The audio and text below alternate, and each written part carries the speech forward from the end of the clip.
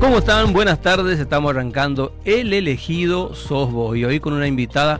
Voy a saludar como corresponde a mi compañero, el señor Danilo Correa, en la parte de operación técnica, y hoy con la visita de Gladys Acevedo. ¿Cómo estás, Gladys? Buenas tardes, gracias por estar en El Elegido Sos Vos, porque vos sos nuestra elegida. Muchas gracias, es un honor ser elegida por ustedes y estar por primera vez en tu programa. Hace mucho que nos conocemos, Sí, pero bueno, es un verdadero placer y también mi saludo a Danilo y mi agradecimiento. Vamos a hablar de todo, pero generalmente sé que vamos a terminar en lo más importante que hoy ocupa tu vida, tus movimientos, tus idas, tus vueltas. Yo te puse una goyana internacional. ¿Vos sos goyana? Sí, exactamente, soy goyana, sí. ¿Sos nacida acá, familia numerosa, poquita? No, somos fueron? una familia muy poco, tengo muy pocos hermanos y actualmente todos estamos viviendo en Rosario. Sí. Entonces yo voy y vengo, tengo el museo y ahora, bueno, voy entre Goya, Rosario, y ahora me estoy afincando un poco en lo que es España, en Madrid, y bueno, con mucha ilusión también. Qué lindo, muy lindo.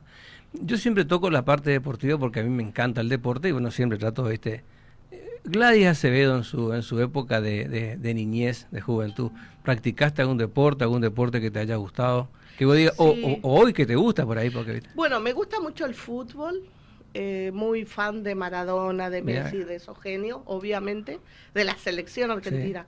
Sí. Y también jugué mucho tiempo tenis, me gustaba mucho, competía también y bueno, eso un poco canalizaba lo que fue mi adolescencia. Pero siempre escribí lo de la literatura, fue desde muy pequeña, y el arte en general, la pintura, empecé de muy pequeña a dedicarme a lo que era el arte. Qué bueno. Yo siempre me queda la duda y a veces le pregunto por ahí cuando tengo la posibilidad de cruzar con algún escritor, ¿cualquiera puede escribir? ¿O eso es un don, es algo que a uno le sale? O tenés que tener un poco bueno, sí, un poco no, tenés que tener imaginación sin duda, pero te quiero decir, una persona X, yo por ejemplo, me quiero dedicar a escribir algo. Sí, considero que cualquiera puede escribir. De hecho, todos los seres humanos en algún momento escribimos, ya sea, bueno, nuestras primeras cartitas de amor y demás. Pero de ahí el paso más para llegar a ser un escritor profesional son muchísimas horas de trabajo. En mi caso, que yo soy novelista, escribo novelas históricas, muchas horas de investigación y bueno, para llegar a ser escritor profesional son mínimo entre 8, 10 hasta 12 horas de trabajo, porque el escritor nunca descansa. A veces uno se despierta a 3, 4 de la mañana, ya te viene la inspiración. Entonces siempre tenés que estar con un cuaderno, un anotador, un bolígrafo a mano, porque es permanente la inspiración. Entonces nosotros nunca descansamos. Es un trabajo muy arduo el del escritor. Pero todos podemos escribir y de hecho yo siempre aliento mucho a que todos escriban porque es una manera de canalizar por ahí nuestras frustraciones, nuestra felicidad, nuestras experiencias de vida. Y además estamos dejando siempre algo a la humanidad, al vecino, a un amigo. Entonces, bueno, yo siempre voy a las escuelas rurales, a los lugares así para incentivar a los chicos a que escriben y se conecten con esa parte que tiene todo ser humano, ¿no? Pero hay personas que vienen con el don de escribir, que lo hacen con facilidad. Por ejemplo, a mí escribir una novela histórica no me cuesta nada, yo me siento como pez en el agua.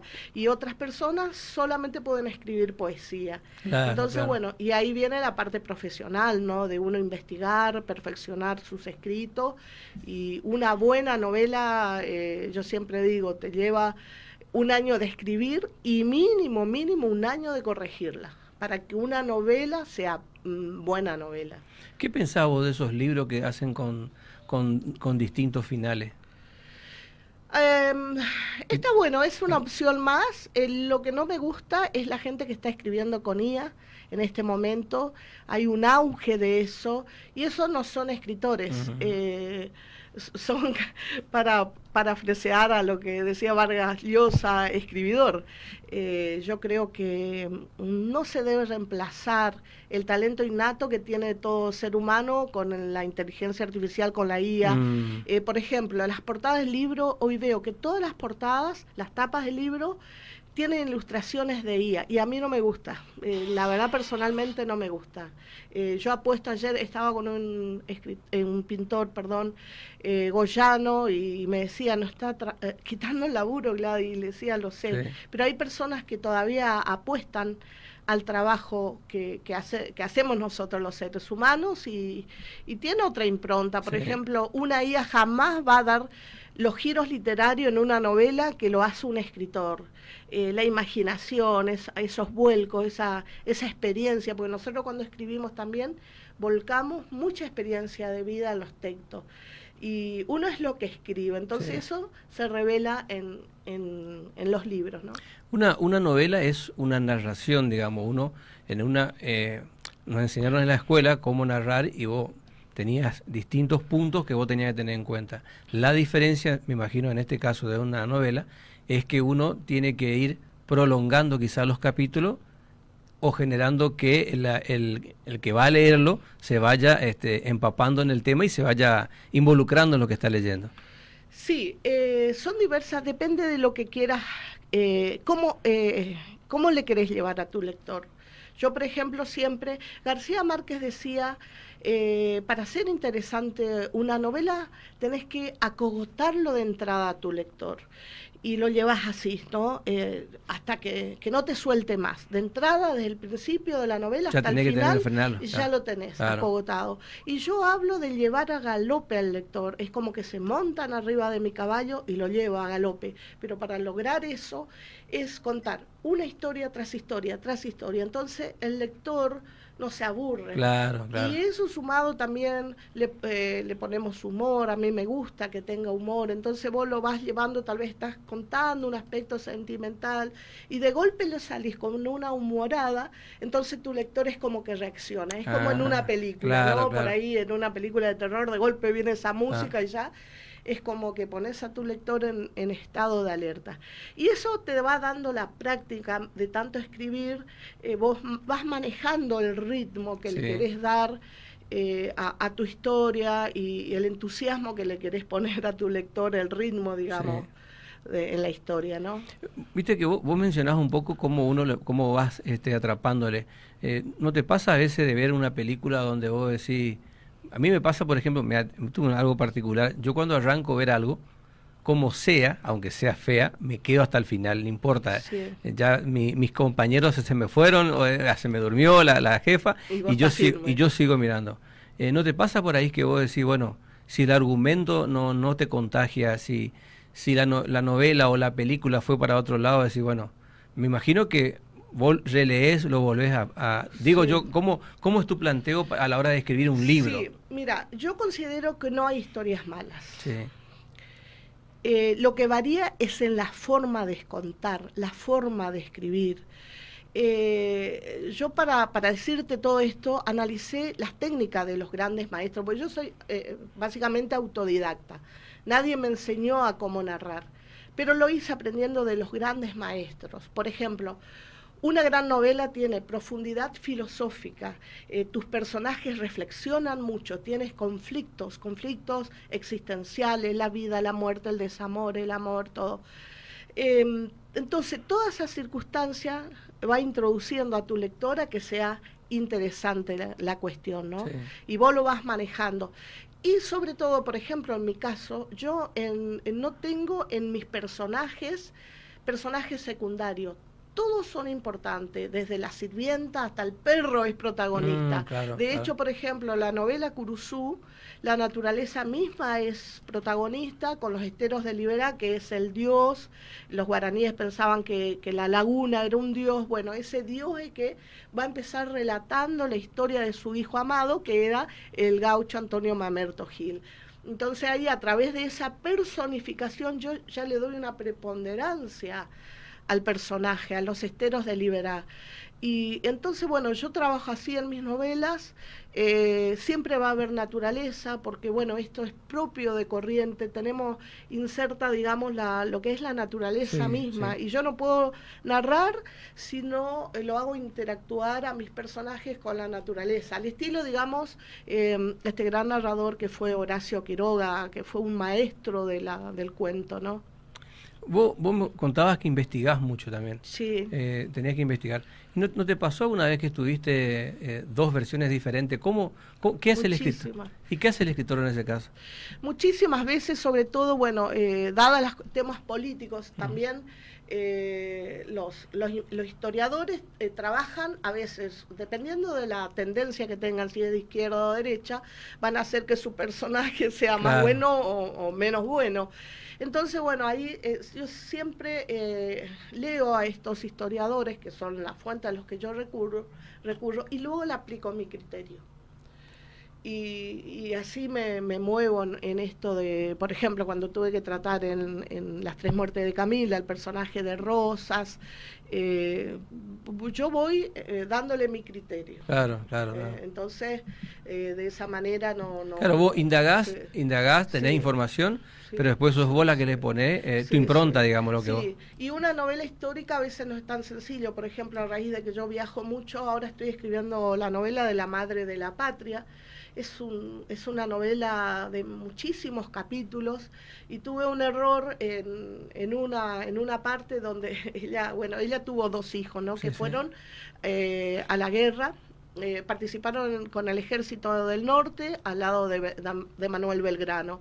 Y en un momento yo ya estaba por la época de la Revolución de Mayo y ella todavía no había tenido sus hijos y ya estaba por Ah, ir a la mirá guerra. vos, mirá vos. Entonces, eso me complicó todo. Tuve que empezar de cero la novela, reestructurarla. Entonces, un error mínimo, al ser una novela histórica, no podés cometerlo Claro, porque es claro. garrafal.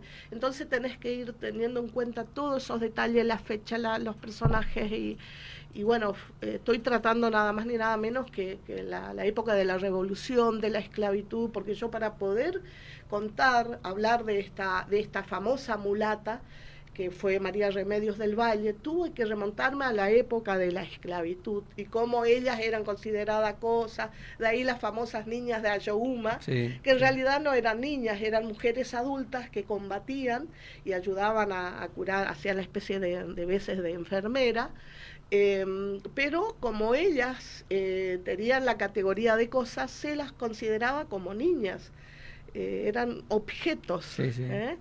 y sin derecho alguno. Entonces, bueno, de ahí la famosa frase las niñas de Ayohuma, que en realidad eran mujeres adultas. Vos sabés que yo he estado varias veces en la Casa de la Cultura y bueno, he tenido la posibilidad de filmar para el escritor que iba a presentar el libro y hubo varias personas las que estaban, digamos, en ese momento presentando, o sea, contando. Seguramente que en todos lados pasa algo parecido, está la Sí, escritora, están los que interpretan. y los Es muy presentadores. importante el que lee la lectura por primera vez para que la gente entienda lo que está por leer. Más allá de que uno agarra el libro y se supone que vos, al leer, el escritor ya te cuenta la historia y te da. Pero creo que el primer envión, la venta debe ser muy Sí, importante. sí, sí. Sí, el presentador, el que te hace el análisis crítico, eso es muy importante. Todo te lleva de la mano y todo suma. Sí, Tu entrevista ahora, por ejemplo, me está sumando mucho porque acá en este momento nos están viendo en el mundo gente de España, de Latinoamérica, de India, y todo suma. Y es así, en la presentación de un libro, una foto bien tomada te sí, suma. sí. Y un buen análisis crítico de tu obra suma mucho. Sí, sí, eso es Es así. muy importante. ¿Cómo te manejas en los distintos lugares? Porque te recorriste muchísimos lugares. Me imagino que acá en la parte argentina también seguramente Sí, fuiste. sí, sí. Pero saliendo un poco al exterior donde vos tenés que el idioma no es el mismo, ¿cómo te manejas? Bueno, a veces no es fácil. Yo las dos veces que fui a India me fui con un inglés básico de secundaria, aparte tengo muchas dificultades para aprender idiomas. Y bueno, además yo llevaba escritores, toda una responsabilidad del aeropuerto ahí, el control aeroportuario en India, creo que el más complicado de todo, el más difícil de todos los lugares que viajé hasta ahora, porque es un control extremadamente riguroso, pero ahí me pasaba algo, aprendí a decir en inglés que era escritora. Y entonces estos hombres que tenían un aspecto de malísimos, cuando yo decía soy escritora, se le iluminaba la sonrisa en la cara, bueno, y ya me dejaban pasar y todo, ¿viste? Y le comentaban a los otros que era escritora. Y cuando le decía además que te preguntan si sos poeta, si le decís que sos escritora de novela, es como que más se te abren las puertas. Y bueno, eso de algún modo me ha ayudado también, me ha salvado, digamos, porque es todo un nerviosismo ingresar a otro país, por ahí te falta algo, y bueno, y a veces, la otra vez estuve en París, y siempre cuento como anécdota, lo poco que aprendí el francés, llegué allá y me olvidé todo. y entro a un bar y veo que estaban comiendo salmón, todo con unas fritas, y yo que tenía ganas de comer eso, y cuando viste la carta salmón, pedí ese salmón, pero me trajeron salmón crudo, ¿viste?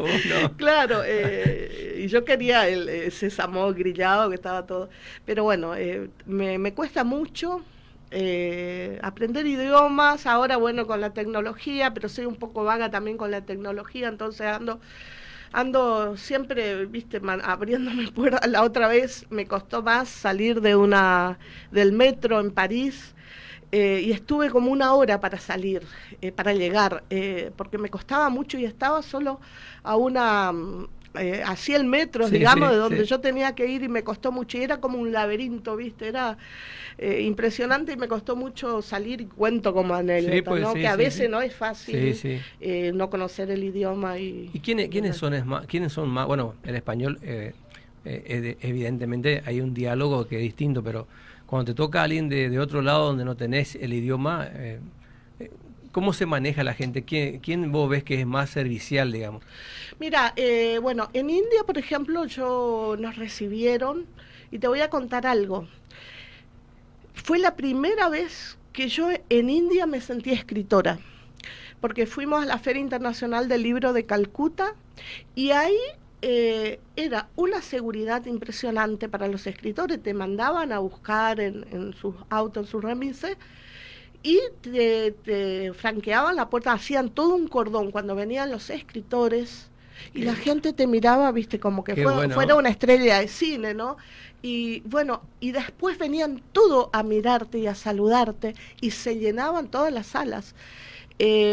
Lógicamente que yo estaba en el pabellón de Guatemala, primero, que fue el país invitado de honor, y luego me dieron un pabellón, digamos, para Argentina, donde nosotros exponíamos nuestros libros, nuestra banderita, nuestros mates. Pero se llenaba, y la gente tenía avidez, y te compraba los libros y le filmaba, y yo ahí realmente me sentí una escritora profesional, a diferencia, por ejemplo, de la Feria del Libro en Buenos Aires, que le cobran la entrada al escritor que va a presentar su libro. Y yo digo, pero no puede ser. La otra vez empezaron a gritarle todo, porque yo soy reclamadora y soy un poco quilombera, como decimos, y le decía, pero ¿cómo me vas a cobrar la entrada si yo vengo a presentar mi libro? Mirá, esta soy yo, te muestro mi DNI, acá tenés todo. Entonces la gente lo empezó a abuchear a los que cobraban la entrada, pero eso son los organizadores, porque detrás del libro hay un negocio impresionante, donde ganan mayormente las editoriales, y los escritores ganan muy poco. Lamentablemente los escritores son un poco explotados. Y hoy escuchaba una entrevista de Borges que hablaba de eso, que le pagan el 10%, decía, no hay ningún escritor que pueda vivir con eso, y además, sí, te pagan el 10%, pero hay alguien que generó esa obra, entonces es un trabajo muy de muchas horas, de mucho, bueno... Pero en caso que seas vos la que haga todo, igual te sacan el... Mira, yo me estoy autoeditando porque yo considero que mi trabajo vale, entonces digo, el que me quiere leer me tiene que comprar mi novela. De hecho, yo siempre le aconsejo a mis escritores o a la gente que nos agrupamos, no regalen sus novelas, le digo sus libros, porque un libro regalado es un libro no leído. Sí, sí. Porque vos vas a leer un libro cuando te cuesta, cuando Sí, pagás, cuando sí, elegís. sí. Pero si viene un autor y te dice, te regalo mi libro, seguro que no te van a leer, porque es como que vos estás desmereciendo Claro, tu trabajo. claro. Y entonces yo apuesto a mi literatura, como En modestia aparte, considero que es Sí. buena, digo, yo invierto en mi literatura. Y entonces, bueno, contrato una editorial y yo mismo me autopromociono, Claro. ando con mis libros a cuesta, en mochila, en valijas, en todo. Y obviamente las presentaciones que se venden, obviamente que Sí, la sí, editorial sí. tiene que ganar también, pero yo invierto. Y normalmente los escritores, algunos tienen como para pagar sus libros, pero por una cuestión de comodidad o no sé, o cada uno se maneja como Sí. quiere, decide que la editorial lo maneje todo. Y hay derechos de autor que en este momento de escritores de corriente que están en manos de editoriales que digo, ay Dios mío, y los herederos, olvídate. Y son tipos grosos que escribieron obras grosas y vos decís, y todo eso va a las arcas de las editoriales. Y visto, tienen pila de esos libros de Sí. autor y todo le pertenece los derechos le quedó a la editorial que lo Editorial. publicaba. Y yo entrevisté, tuve la oportunidad de entrevistar a esos autores y me decían, no, Gladys, a veces me pagan con 3 libros, con 4, pero maestro, le digo, pero si usted investigó Claro, 2 años, claro, 3. claro. Sí, pero me dicen que me dan el 10% y me pagan con 3 libros, entonces yo estos libros regalo. Entonces, hasta Borges mismo decía que no se podía vivir de la literatura, entonces yo es como que... a mí mi sueño es vivir de la literatura Sí. y yo vendo mis libros, tal vez no lo que quisiera, pero bueno, en algún momento puede variar esto. Tenés que tener mucho, primero que una postura diferente a la que yo escucho que vos, el tema Sí, de los regalos. Yo siempre creía que era que cada escritor se veía obligado por ahí a regalar los libros, pero ahora que vos me decís, claro, y es cierto, vos recibís un es libro de, así. si lo compras, es lo que nos pasa a todos, Sí, si sí. tenemos que hacer algo y tenemos que pagar, Lo seguro difícil es lo que vale, claro. lo que pero además, yo inclusive a los únicos que le regalo son a las bibliotecas, pero además a contadas bibliotecas. Por ejemplo, en Goya hay unas cuantas bibliotecas y es la única que trabaja con seriedad en la Biblioteca Sarmiento, Sí. que realmente exhibe los libros, promociona a los autores, muestra a los autores, se preocupa y tiene un trabajo constante. Entonces, también me doy cuenta que no todas las bibliotecas podés regalar, porque vos decís, bueno, va a parar la biblioteca, está seguro tu libro, tu obra, bueno, queda para siempre, ¿viste?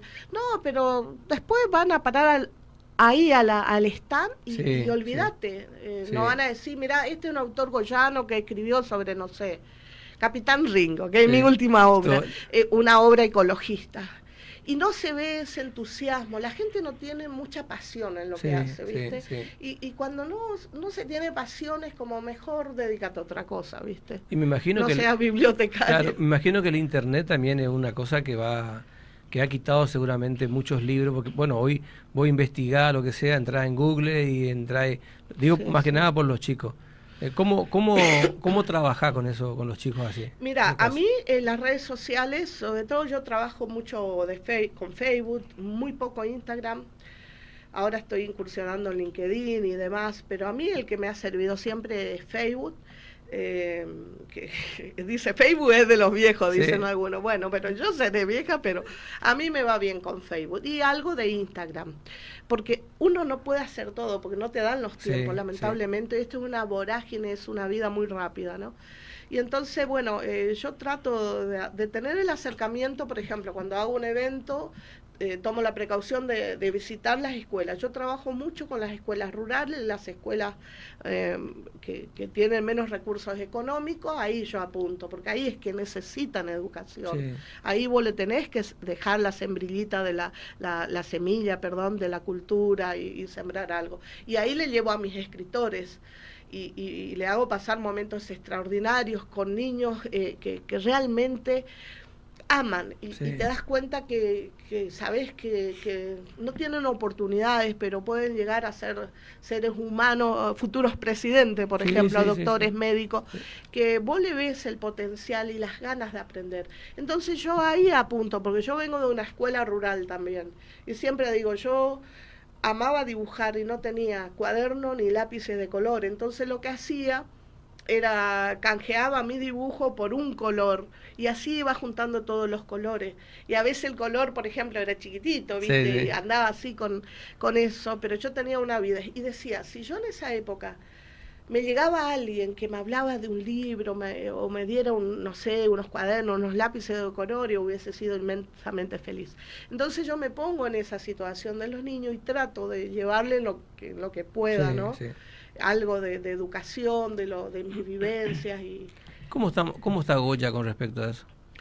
Yo lo veo a Goya cada vez más para atrás, Sí, muy para atrás, y eso yo lamento mucho porque tengo esperanza de que Goya florezca. Goya tiene un potencial enorme en cuanto a turismo, pero turismo cultural, te digo, sí, sí, sí. Tenemos mucho potencial, pero no tenemos un gobernante lúcido que lo vea, que se le saque la venda. Y lo que veo también es que esto es como un feudalismo, un feudalismo. Todos se van, los padres le van dejando, hacen sus carreras políticas y ya le van metiendo como puedan a sus hijos. Entonces vos vas viendo ya desde la perspectiva, desde la distancia y de haber pasado muchos gobiernos, que es más de lo mismo. Entonces, cada vez tenemos menos esperanza, porque hay muchísimo egoísmo en nuestros gobernantes, todos se miran para sí mismos, para enriquecer a su familia o para cuidarse la espalda entre ellos, sus amigos, y yo veo que literalmente se sacan los ojos entre políticos. Y al otro día le escuché a un candidato político que a mí me avergüenzan, sinceramente, Sí, sí. a mí me avergüenzan. Se sentó y decía, vamos a apoyar la cultura, la educación, pero es un candidato político que ni siquiera nunca se atrevió a pisar el museo privado que existe en Goya. De ninguno, sea de izquierda, de derecha, de cualquier color, no hay políticos, salvo el doctor Lesteime, que era el único que él se acercaba cuando venían estos escritores extranjeros.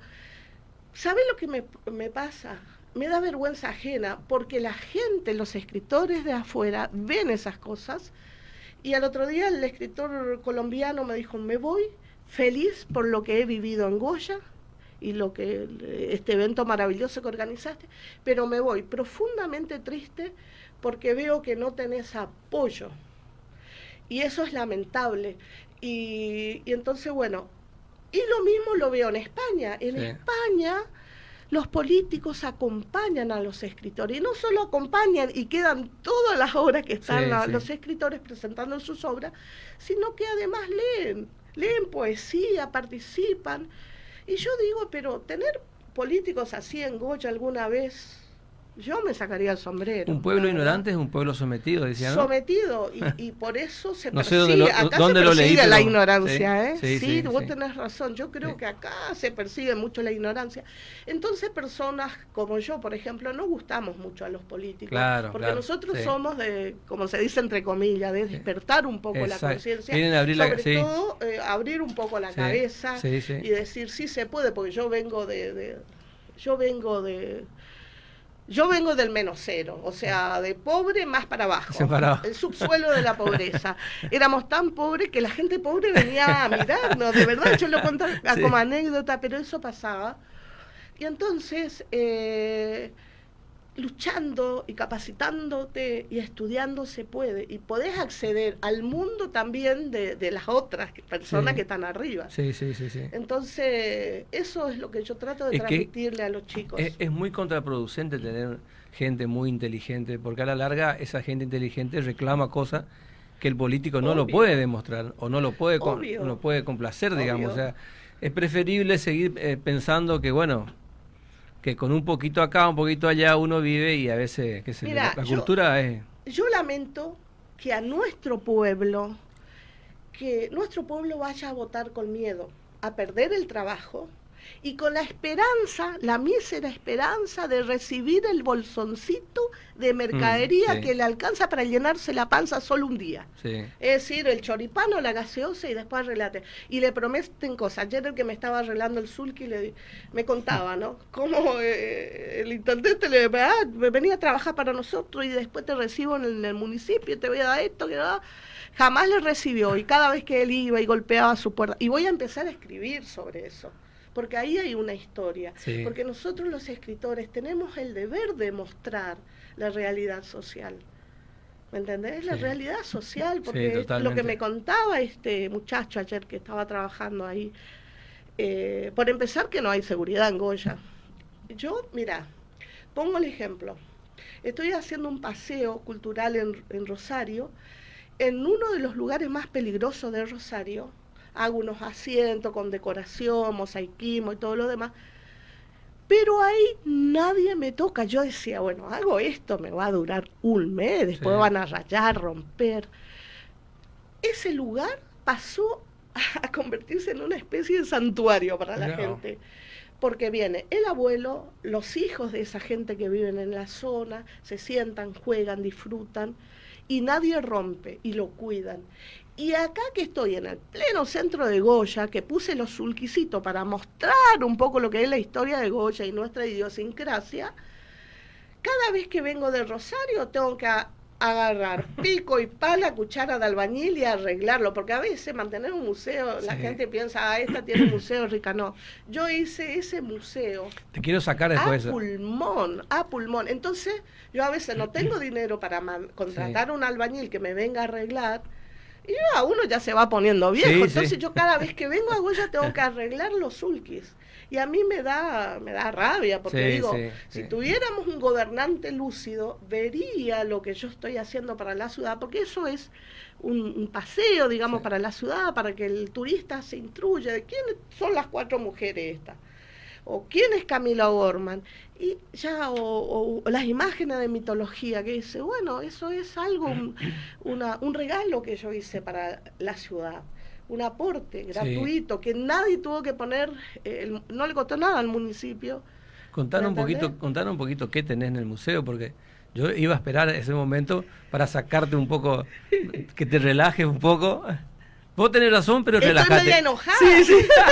No estoy enojada. Soy muy efusiva para hablar y eso. Contanos qué tenés en el museo. Mira, Vendé tu museo. Sí, el museo tiene una muy buena pinacoteca con obras de pintores costumbristas, muy bueno, la colección de los Gasparini, los hermanos Gasparini, que ellos dedicaron su vida a ilustrar el Martín Fierro y a Don Segundo Sombra. Ellos son de San Antonio Areco. Después tengo una obra de Malena Berrueta y después muchas obras de pintores, colecciones de Leodoro Marengo, y tengo una colección casi completa de Molina Campos, de las alpargatas Molina Campos, que son las alpargatas originales, ¿no? Y entonces eso no lo puedo exhibir por falta de espacio. Después tengo los dioramas, donde cuento los orígenes de Goya. Los dioramas son una especie eso surge en la Edad Media, que no se sabía leer ni escribir, entonces organizaban estas pequeñas esculturas en miniatura para enseñarle al pueblo, por ejemplo, sobre la vida de Jesús y los apóstoles y demás. Bueno, esto es un diorama. Yo hice un diorama reproduciendo la vida de Doña Goya. Después tengo los dioramas en la Sala Curuzú, que reproduce la vida del Gauchito Gil, vida y muerte del Gauchito Gil, y tenemos la Sala Camila O'Gorman, donde está la escultura de ella tocando el piano. Yo también mandé a hacer una colección para rescatar el patrimonio por donde anduvo Camila O'Gorman y Ladislao Gutiérrez. Contraté al pintor Nicasio Díaz Llanos, que vino a pintarme todas esas casonas, que actualmente están de pie. La más importante, obviamente, la Casa de los Fernández, que es el altillo, que está enfrente del Sanatorio San Roque. Y después, bueno, la Casa de Lemos, que fue el comandante Lemos, la pulpería de Canevaro, la antigua casona donde ella vivió, pero después se derribó. Y así, bueno, todas esas obras forman parte de la pinacoteca de la colección Camila Oberman.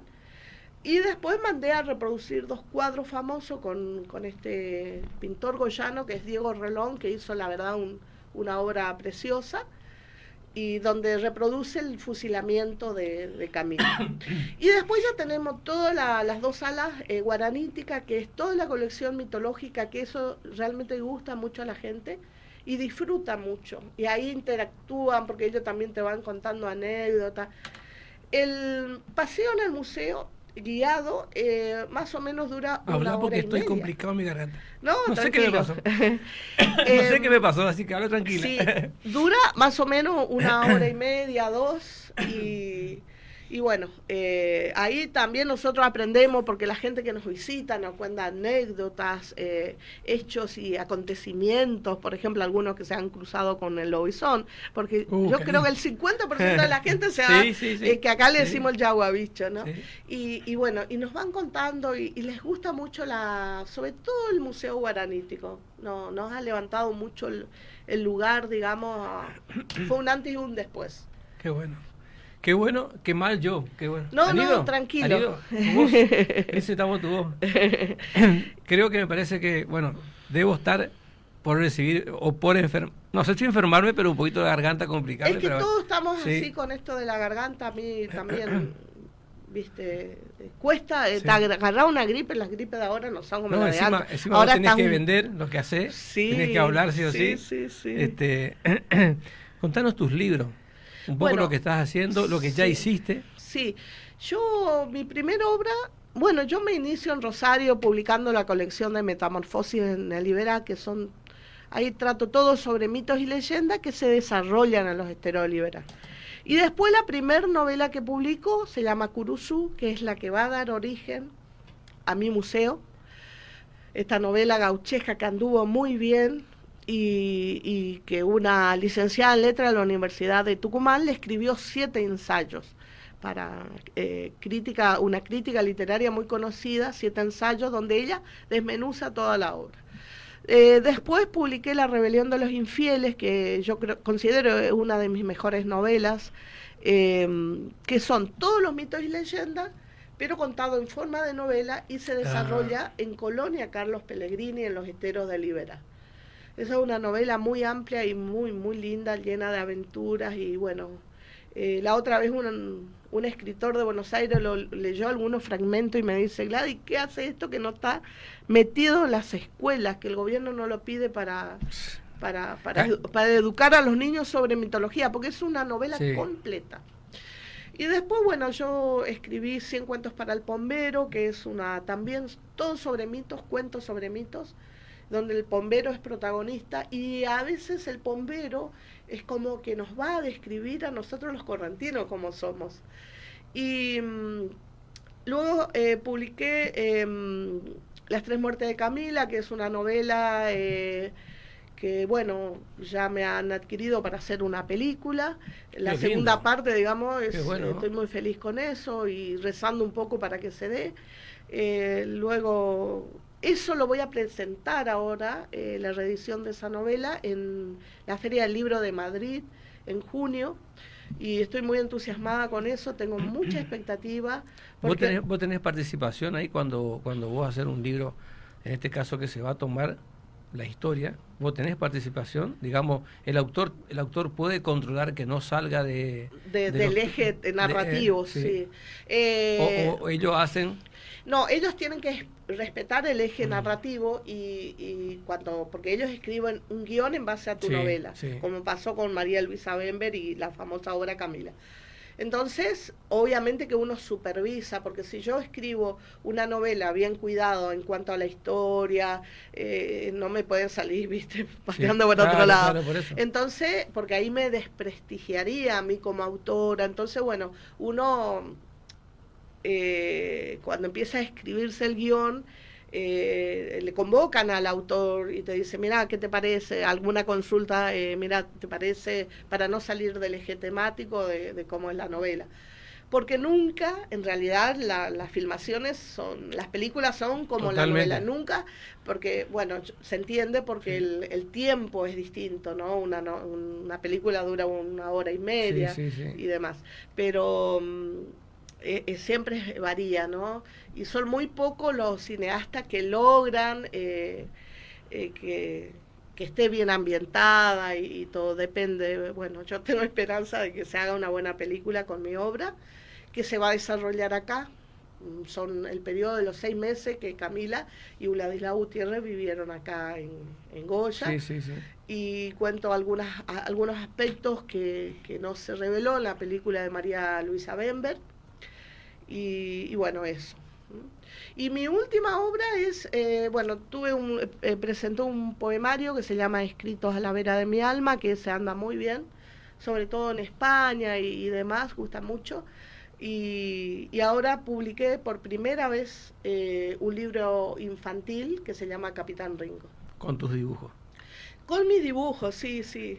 Claro, justo hablábamos hoy del tema de cómo influye el internet, cómo influye la IA que estábamos hablando en los distintos dibujos, narraciones. Esto es todo tuyo. Claro, yo ilustro normalmente este libro, ilustré yo. Algunas de las ilustraciones me suele hacer mi sobrino, sobre todo portada de libro. A mí Sí. me gusta mucho, él es un gran ilustrador también. Y interpreta lo que yo quiero en las portadas y demás. Y bueno, este librito, acá te muestro, tanto Sí, sí. se puede mostrar, ¿no? Sí. Lo voy a sacar un poquito. Ese es tu niño. Este es mi niño, es un libro que ayer Patricia Sol se dio cuenta, Sí, sí. porque está escrito al estilo del Principito, que tiene un mensaje muy profundo. Esta es la portada, ¿no? Permitime yo. Sí, sí, vamos ahí. a hacer así, mira. Vos sabés. Vos contás y yo. Y bueno, esa es la portada. Te voy a complicar. Es la historia de un perrito caniche toy porteño que navega por el río Paraná en un yate con sus padres y que invitan a una escritora, que en ese caso soy yo. Y bueno. entonces, bueno, yo ahí empiezo a hacerlas, aparezco un día con la imagen de él, lo ilustro como el capitán, porque yo observaba que el papá lo ponía al perrito como manejando, timoneando, ¿no? Entonces yo le veía al perrito que ya se creía que era capitán. Y me gustó mucho esa imagen y agarré, lo dibujé. Y a partir de ahí empiezo a observar lo que hacía el perrito todos los días, entonces ya, bueno, se me disparó la imaginación y empieza a tener las aventuras ahí cuando él bajaba en el gomón para hacer sus cositas de perro y se internaba en los montes, ¿no? Y ahí empieza... Este es el famoso monito. Es el mono Carayá, el Carayá-Jú, que es un sabio que le va a dar enseñanzas a él, pero son enseñanzas de valores también humanos, de supervivencia y sobre todo con un neto contenido ecologista tiene este libro, por eso está gustando mucho. Acá está, este es el primer dibujo que hago. Permitime, te sí. Lo muestro acá. De ahí, él con su timoneando. Y bueno, así nos conocimos con los padres de Capitán Ringo. De hecho, fue toda una innovación porque presentamos el libro en este sexto encuentro internacional de mitos y leyendas que se realizó en Goya. Y ellos vinieron con el perrito, que bueno, Gabriela le hizo muy amablemente su gorrito que dice Capitán Ringo, después ellos le pusieron el traje de marinero y demás. Y fue algo muy lindo, y el perro creo que estaba muy posesionado con el papel de capitán, claro. Se portó re bien en la presentación. Mirá. Salvo que después en un momento entró alguien y empezó a gruñirle, él, ¿viste? No habrá sido del agrado. La gente se mataba de la risa de eso, sí. Qué bueno, qué algo linda. muy lindo, muy lindo. ¿Fuiste una de las primeras que trajeron los escritores a Goya? ¿O Goya ya tenía, pero...? Y mira, yo no sé si fui la primera, yo supongo que alguien debía, pero este es el sexto que organicé de mitos y leyendas. Y después empecé a organizar ahora el encuentro de novelistas y narradores, que nadie le da por ahí preponderancia a los novelistas y narradores, y solo es encuentro de poeta, pero los novelistas quedamos un poco rezagados y los novelistas necesitamos también presentar nuestros trabajos y vender, sobre todo. ¿En Europa se ve mucho esto de los encuentros? Mira, en Madrid es todos los días tenés evento, y de mañana y de tarde, entonces una vorágine, es ir para un lado para el otro, es impresionante cómo se trabaja ahí. Muy diferente, te imaginas todos los días de mañana y de tarde, no hay descanso nunca. Y entonces te invitan de aquí y de allá y bueno, uno ya después empieza a seleccionar los niveles también de los lugares de presentación y sobre todo hay muchos encuentros poéticos, no hay tanto presentaciones de novelas y demás, todo es mucha poesía. De hecho, yo empecé a incursionar también en la poesía, porque bueno, para meterme primero y que me conozcan como escritora, estoy, digamos, haciendo un trabajo de presentación de mis poesías, pero ahora ya me abrieron las puertas, por ejemplo, en Alcalá de Henares, que es el lugar donde nació Cervantes, que ayer fue el Día del Libro y por el aniversario del fallecimiento de Miguel de Cervantes Saavedra. Presenté ahí Las Tres Muertes de Camila, estuve muy feliz porque, bueno, acompañada por una gran escritora española que se llama Eloísa Pardo Castro, que es quien me hizo el análisis crítico, la presentación, estuvo, bueno, ahí en Alcalá de Henares está la sede de la Cámara de Escritores de Madrid, me hicieron una entrevista muy linda durante la presentación, el señor Luis Compés, que es el presidente de la Cámara de Escritores de Madrid. Y bueno, a partir de ahí empezaron las invitaciones a llegarme, ¿no? Para presentar mis libros. Qué bueno, qué lindo, ¿no? Qué lindo. Y cuando estuviste en Francia, ¿qué tal? ¿Cómo es el francés? Viste que da la impresión, o uno tiene un concepto equivocado por ahí, que el francés es un poco más frío, más intelectual, qué sé yo. ¿Cómo te acomodás ahí con...? Mira, yo en Francia, los franceses son divinos, son toda gente muy cálida, muy dulce. Y... me decían, no te vas a ir a Francia si no sabía hablar francés, porque los franceses son muy con el tema del idioma. Pero como a mí eso no me importa, y yo ya estoy acostumbrada, que ellos me tienen que entender a mí, y como pueda, viste, a lo Tarzán anda hablando, pues me hago entender. Y me sorprendió en Francia, la mayoría habla español, entonces bueno, no tenía dificultades. Qué bárbaro. Y bueno, ya me sentí como en casa. Yo la verdad, aparte Francia es impresionante, París es la verdad. Bueno, y París en realidad para los escritores la meca de la literatura, donde ahí están las grandes editoriales, se hacen, es la meca, los grandes maestros de latinoamericanos, los que vivieron este fenómeno del boom, pasaron por París, vivieron en París un tiempo y de ahí surgió todo, ¿no? Te saco un poquito de tus libros. Sí. ¿Qué fue lo más loco que dijiste vos, que tuviste que comer en un lugar donde, bueno, te quiero decir, estuviste en algún lugar allá del mundo que no sabés y dijiste, bueno, esta comida no lo hubiese comido en mi Goya natal? ¿Qué fue lo raro que tuviste que pasar? Mira, yo con el tema de comida, en India, por ejemplo, no como y aprovecho para adelgazar, porque la higiene es muy distinta. Y entonces yo no como, me paso a fruta, a agua, o tomo alguna gaseosa o algo para... Pero no tengo ese problema, porque yo lo que no me gusta no como, ni siquiera, por ejemplo, en España no como legumbre. Claro. Y entonces no, yo aparto, yo no como legumbre, no, en cualquier parte del mundo estoy y no te voy a comer una víbora, porque o sea, olvídate, o una cucaracha, no. Prefiero pasar hambre, entonces... Al menos que me engañen, claro. No he pasado por esa mala experiencia, digamos. Y soy un poquito en eso. En India, yo entiendo, viste, que es su forma de... Pero si ustedes ven los videos como manipulan la comida muchas veces en el suelo y todo, no, a mí no podía. Son de comer mucho con la mano, ¿no? Ellos comen con la mano, los árabes comen con la mano, sí.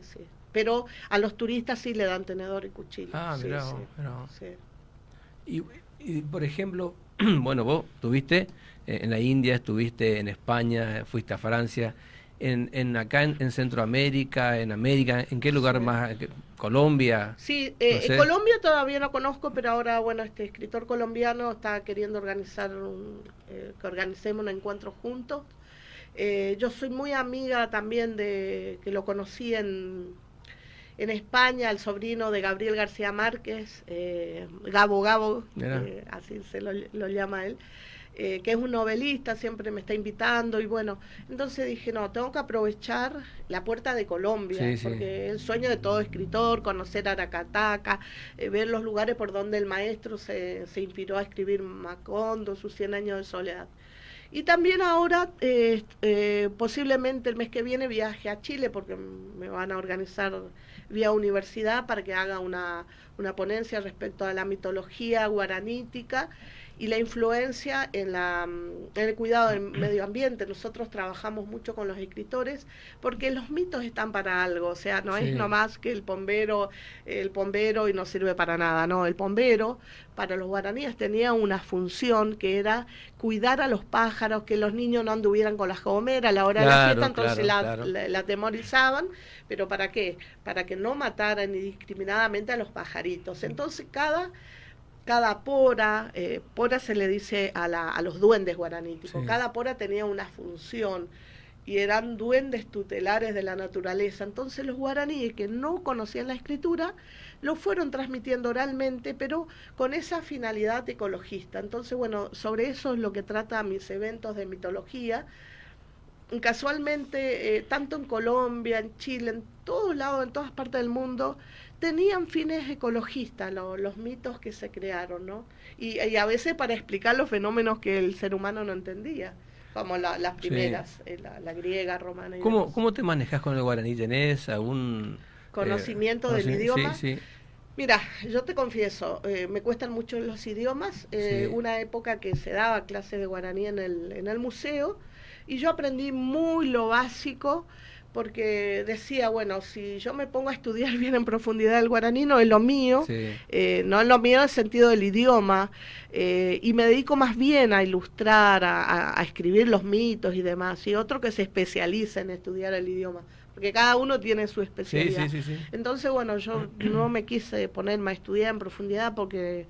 Yo te pregunto porque vos por ahí hablas de los mitos y cosas, y muchas cosas están relacionadas con el guaraní y con cosas que viste que se hablaba o se contaba de las indiecitas, todo bueno, y obviamente que esos nombres sé la traducción, por ejemplo, que Eraná significa dormilona en guaraní, que es la diosa del sueño, bueno, que tuvo estos 7 hijos monstruos condenados por Tupá y demás. Todo eso obviamente que tengo que saber, ¿no?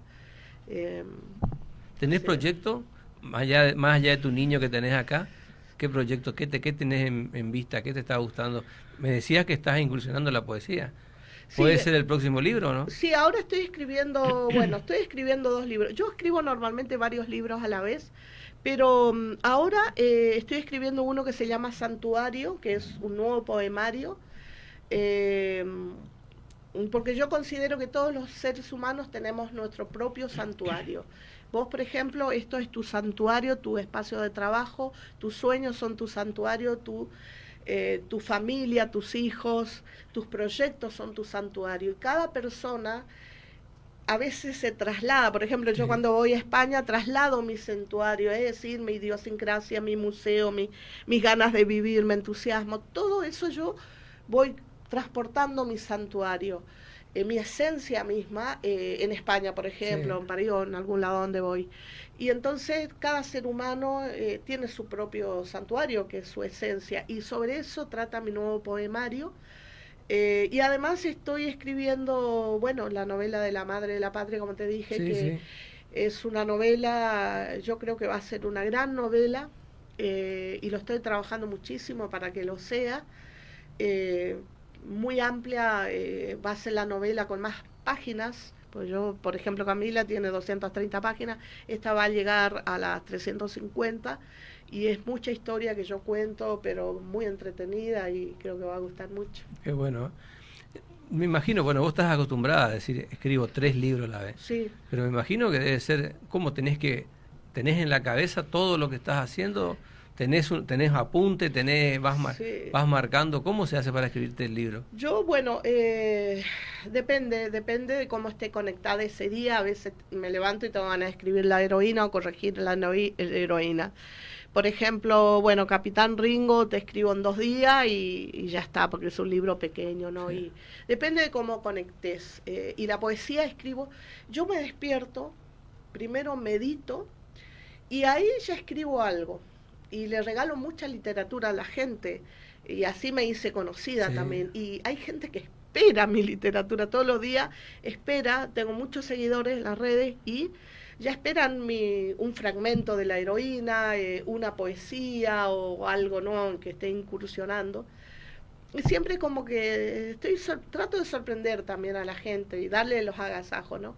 Y así me fui haciendo conocida en Latinoamérica, sobre todo, también en distintas partes.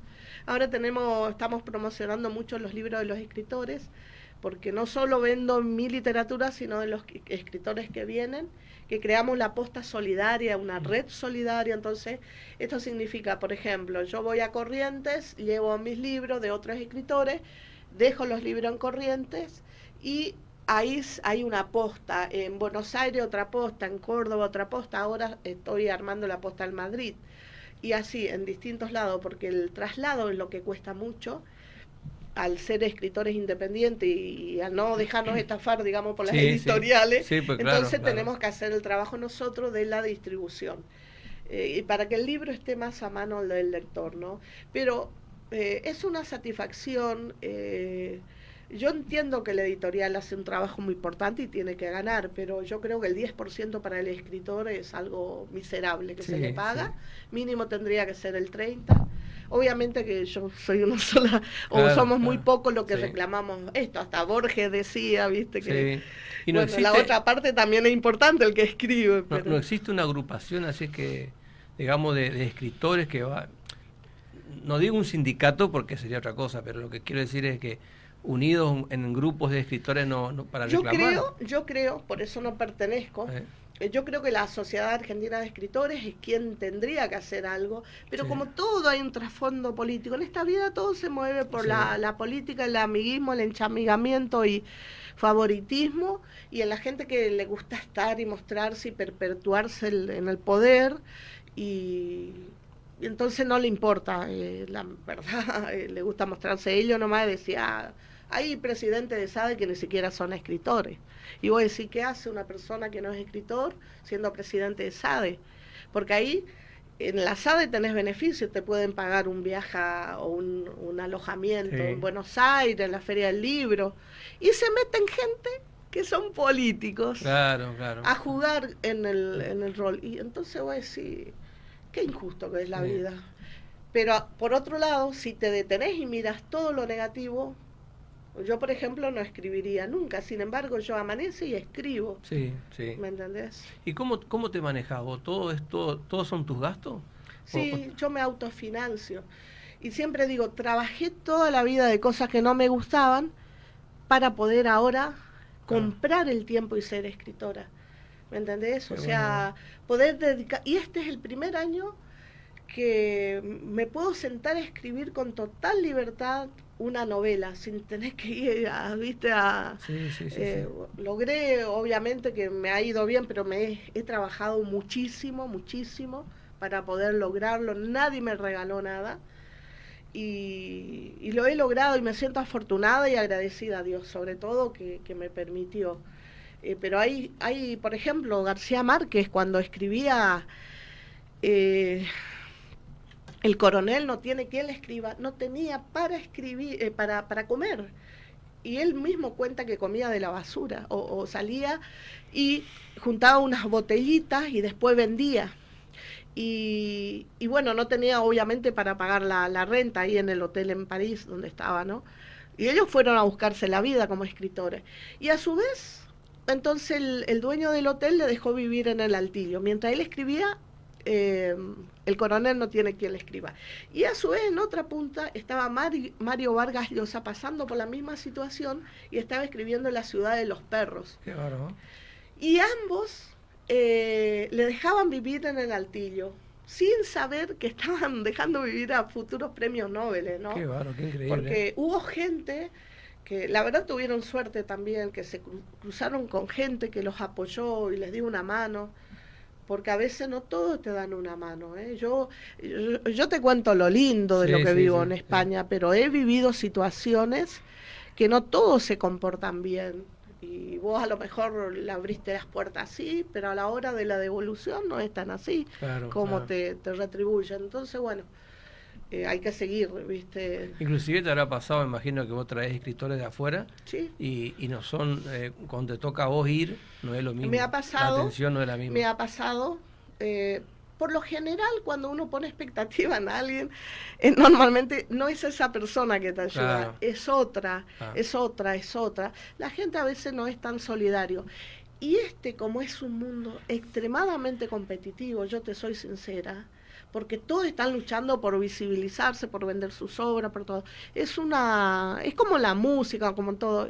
Es un mundo extremadamente competitivo. Entonces, son muy pocos los que te abren las puertas, te dan la mano y bueno, yo afortunadamente me estoy topando con gente que valora mi trabajo, creo que eso es también un ábrete sésamo, que gusta lo que escribo y empiezan a valorar y abrirme la puerta por eso. Considero que es así, estoy muy agradecida sobre todo a la gente de España que me está apoyando. Bueno, mandale un saludo. Por supuesto. Porque te vamos a tener seguramente después, pero ya estás prácticamente yéndote, así que... Sí, bueno, mi saludo sobre todo a Eloísa Pardo Castro, una novelista que me está ayudando mucho, y después también agradezco mucho al presidente de la Cámara de Escritores de Madrid, que me está abriendo las puertas, muchos escritores de España que realmente... y me nombraron embajadora de... Eso me gusta mucho porque es un grupo muy lindo, se llama Grupo Poético La Nueva Barricada de Madrid, que está inspirado en lo que hizo un famoso poeta, ¿no?, que abrió las puertas y salían a leer la barricada poética, a leer poesía en las distintas plazas, lugares, ¿no? Lorca creó ese grupo, que después, bueno, fue asesinado, ¿no? Y este grupo inspirado en eso, que está Ana María López Espósito y el señor Rodríguez, que es un peruano amorosísimo, me han nombrado embajadora de ese grupo, y entonces salimos en el metro de París, de España, a leer poesía, a regalar nuestra arte, ¿no? Y entonces, bueno, yo como embajadora acá en Argentina tengo que también leer al aire libre, que todavía no lo estoy pudiendo cumplir, pero ya lo voy a hacer, de regalar nuestro trabajo poético así. La gente se sorprende y lo recibe y le gusta, porque es como un contagio, ¿no? De contagiar arte. Sí. ¿Y quién mejor que el escritor que lea sus obras, que lo va a interpretar, que va a cuidar justamente su obra? Porque parece que capaz que lee otro y vos decís, bueno...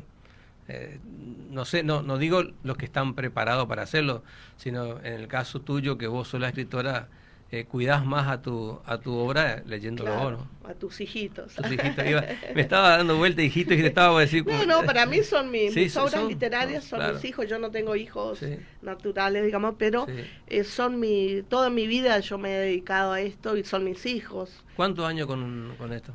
Mira, yo desde los 5 años que empecé por la historieta, a dibujar historieta, a crear argumentos y esas cosas. Obviamente que mi primer novelita intenté hacerlo a los 12 años, pero después, bueno, quedó truncada porque no sabía cómo hacerlo, no tenía recursos, Y después, en el 2005, empiezo en la ciudad de Rosario, creé una revista que se llama Juglar, el cuento ilustrado, y ahí empecé con Gabriela Rópolo, mi sobrino que es ilustrador, otro par de escritores más, ilustradores, y empezamos a hacer una revista que andaba muy bien y fue declarada de interés municipal por el Consejo Deliberante de Rosario, y ahí fue que empezó todo, ¿no? Y después, bueno, un tiempo dejé de escribir, dije, no, esto es muy difícil, 2 años dejé, y ahí viene el Gauchito, con una visión de la portada, por eso yo al Gauchito yo no era devota al Gaucho y le agradezco mucho. Ya había dejado, porque era muy difícil, en esa época no había redes sociales. Y entonces dije, no, esto es muy difícil y además tenía que trabajar para vivir y demás. Y entonces dejé 2 años y un día haciendo zapping, mirando tele, tuve una visión impresionante con la portada del libro, de mi libro Curuzú, Y yo me senté en la cama y dije, ¿qué es esto? Y ahí me vino el nombre Curuzú.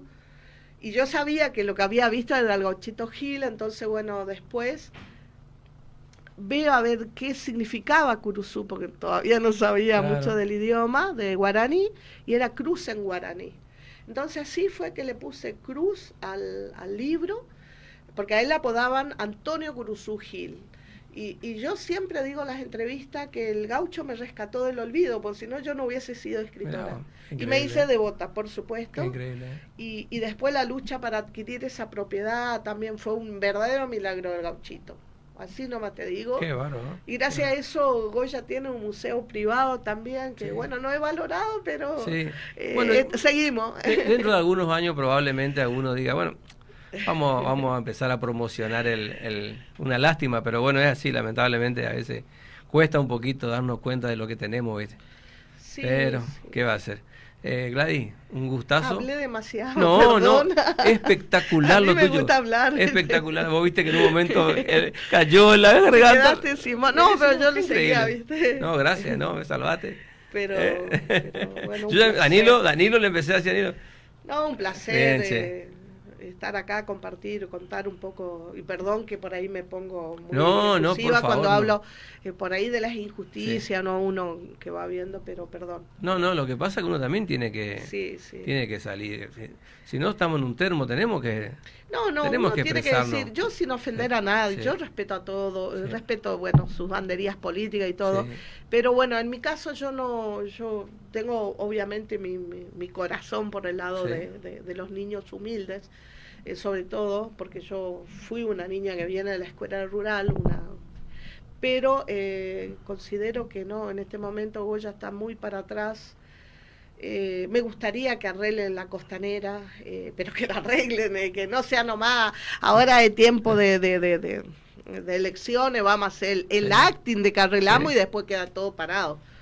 ¿Viste? Pues yo no quiero en mi próxima vida venir a ver la costanera terminada, ¿no? Me encantaría que los políticos se carguen las pilas, porque es algo que le da toda la juventud venía a disfrutar de un mate en la costanera, la gente, el turismo que venía a recorrer, lo primero que hacía iba a la costanera. Totalmente. Y nos merecemos los boyanos tener nuestra costanera, o sea, más allá de que quieran ganar o no la elección, tienen que prometer y cumplir, porque es algo, es para todos los boyanos. No, y que no pase como otras veces que se prometió hacer un arreglo y después terminó cayendo, y después cuando cayó fue más, porque en lugar de romperse donde se iba a romper, se rompió mucho más. O sea, pero bueno, esperemos que algunos se iluminen. Ahora, que se iluminen, que Dios le dé el amor hacia ese Goya, ¿viste? Yo amo tanto Goya. Podría estar viviendo en cualquier lado, pero yo siempre tengo mi Goya. Yo acá es mi lugar en el mundo, nací acá y yo digo, algún día, si me muero en algún lado, repátrienme a Goya. Y así, yo quiero, o sea, empecé acá y quiero terminar acá. Eso lo tengo muy claro. Un gustazo que esté con nosotros. Bueno, seguramente a futuro te tendremos nuevamente cuando venís de tus viajes. Sí, cómo no, cuando en noviembre organizo el encuentro de novelistas, así que si me permite, le voy a traer a algunos escritores. Y está bueno, les felicito por el trabajo que hacen, porque se necesita esto, porque nosotros los escritores necesitamos de los periodistas para mostrar lo que hacemos también. Sí, muchas gracias. No, a vos, muchas gracias. Muchas gracias. Y bueno, ha sido El elegido sos vos, aquí con Gladys Acevedo, la elegida para nosotros hoy. Así que un gustazo. Nos volvemos a encontrar la semana que viene y dice uno, esperemos estar mejor de la voz, digo. Es decir que yo no canto, Danilo, porque si no, estoy en el horno. Entonces nos veremos la semana que viene, así que un gustazo y nuevamente gracias, Gladys. Un placer, un placer. Perfecto.